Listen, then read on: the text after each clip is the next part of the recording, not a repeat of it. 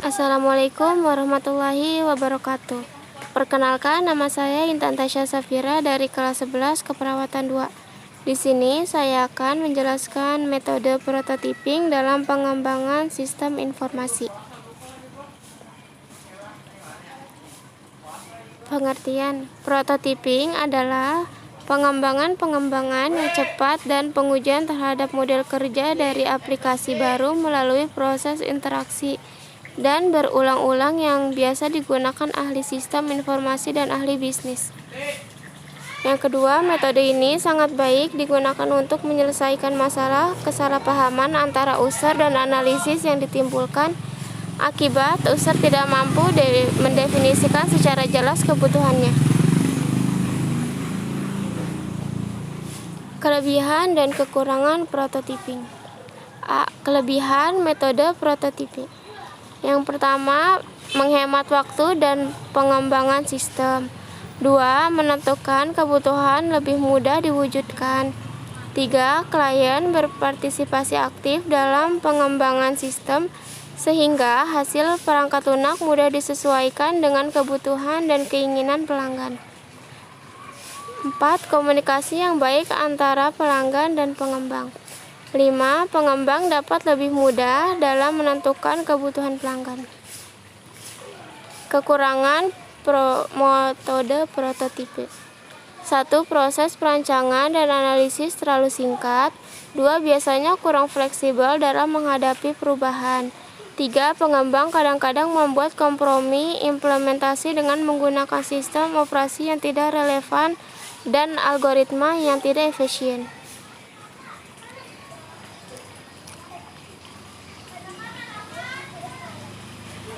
Proses prototyping.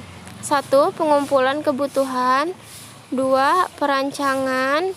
3. Evaluasi.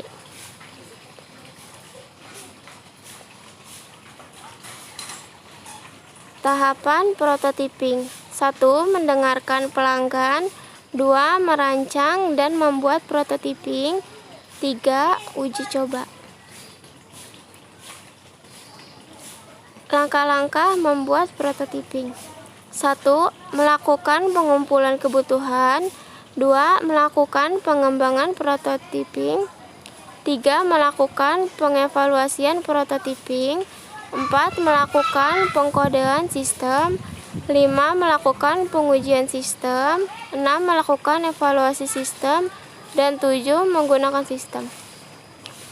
Perancangan sistem yaitu 1. Alat perancang proses, ada diagram aliran data dan diagram arus sistem. 2. Alat perancang data, ada diagram relasi dan entalasi. 2. Kamus data. Pengertian perancangan sistem. 1. Diagram aliran data atau data flow diagram atau DFD adalah sebuah alat dokumentasi grafik yang menggunakan simbol-simbol untuk menjelaskan sebuah proses. Diagram ini menunjukkan aliran proses seluruh sistem kepada pemakai dan dapat diatur detail sesuai dengan kemampuan pemahaman pemakai.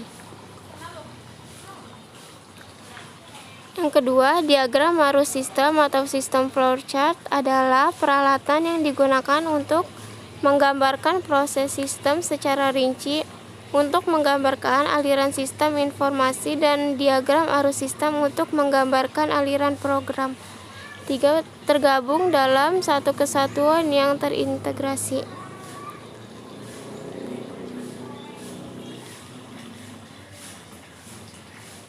4. Diagram relasasi entalasi menunjukkan antar entitas satu dengan yang lain dan bentuk hubungan sehingga data tergabung dalam satu kesatuan yang terintegrasi.